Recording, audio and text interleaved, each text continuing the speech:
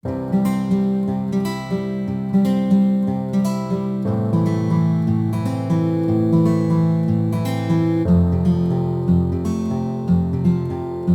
అనుగ్రహం వల్ల సకల భాగ్యములు కలుగుగాక అని ఆశీర్వదించాలి.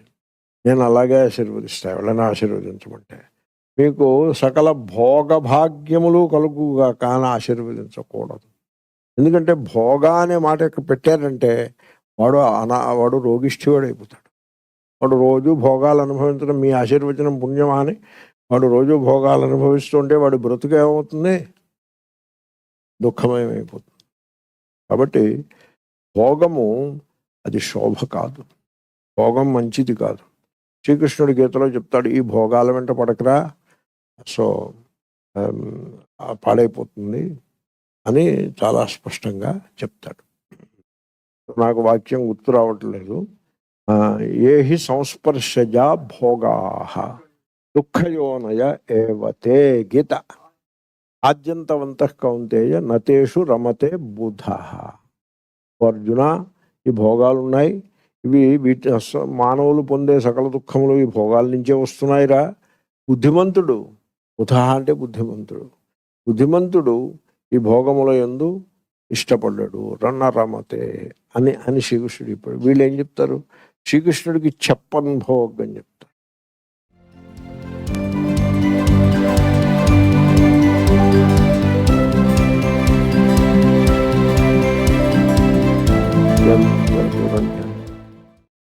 మహర్షి దయానంద సరస్వతి ఆర్య సమాజ సంస్థాపకులు ఆయన రాశారు, శ్రీకృష్ణుని భార్య రుక్మిణి.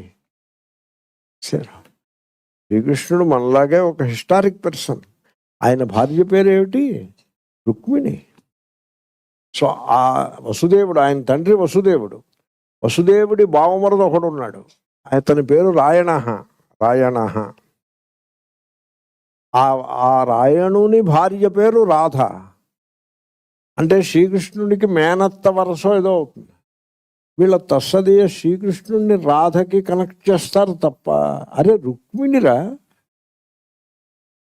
రుక్మిణి శ్రీకృష్ణుని అనాల్సింది పోయి రాధాకృష్ణులు అంటారు. వీళ్ళకి అసలు ఇంత మూర్ఖులా అని నేను అంటలేదండి. మహర్షి దయానంద సరస్వతి ఆర్య సమాజ్ ఫౌండర్ అన్నారు. ఆయన ఆ మాట ఆయన అన్నారు. ఆయన గుండెలు తీసిన బంటు కనుక అన్నారు. నేను అనడానికి నాకు భయమే. అంచేతనే ఆయన అన్నారు కాబట్టి నేను అనగలిగా. నా అంతటి నేనంటే అయ్య బాబోయ్, కొంపలు అంటుకుపోతాయి మాజంలో. వాడు దొంగ ఓట్లతో గెలిచేటని మీరు అనండి, వెళ్ళి ఏమవుతుందో చూస్తాను నేను. కాబట్టి సత్యమును పలకడం కూడా ప్రమాదమే, హానికరమే, ఒకప్పుడు డేంజర్. చేతనే నోరు మూసుకుని ఊరుకుంటారు.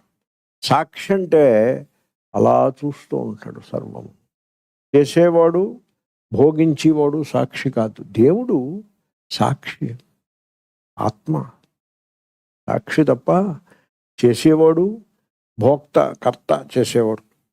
భోక్త అంటే భోగించేవాడు కాదు. సో అంచేతనే భోగ శబ్దము చెడ్డది. ఆ శబ్దం దుఃఖయోనయ భోగా, భోగములు దుఃఖానికి మూలం అవియే. అలాగే మీకు పతంజలి యోగ సూత్రాల్లో కూడా భోగాన్ని నిరసిస్తారు. మన వాళ్ళు ఈ టెంపుల్ పీపుల్ భోగాల్ని పట్టుకున్నారు. భోగం, పులిహార భోగం అంటాడు. పులిహార is not good for health. పులిహార భోగం వీటి తలకాయ. దాంట్లో ఇంత ఆయిల్ పారేసి పచ్చిమిరపకాయ ముక్కలు, ఎండుమిరపకాయ ముక్కలు దట్టంగా వేసి, అవి శనగ గుడ్లు పడేసి, సో రైస్ వైట్ రైస్, ఇది కూడా ఆరోగ్యానికి మంచిది కాదు. కార్బోహైడ్రేట్ తప్ప ఇంకేమీ లేదు.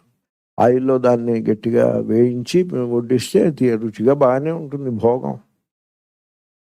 అది తినే పదార్థమే కాదు, సైన్స్ ప్రకారం, న్యూట్రిషన్ సైన్స్ ప్రకారం అది తప్పు. దేవుడికి భోగం అంటాడు. దేవుడికి భోగం ఏమిట్రా? What is this? దేవుడు భోక్త కాదు. కాబట్టి సాక్షి. మీరు సాక్షి అని మీరు తెలుసుకుంటే మీ దైవత్వాన్ని మీరు అనుభవానికి తెచ్చుకున్నట్లు అవుతుంది.